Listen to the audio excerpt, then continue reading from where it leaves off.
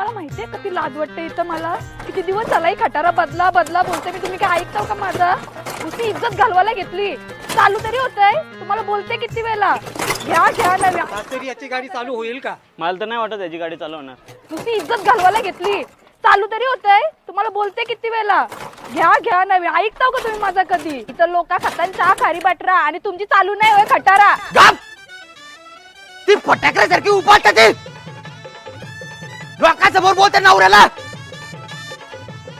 धक्का मार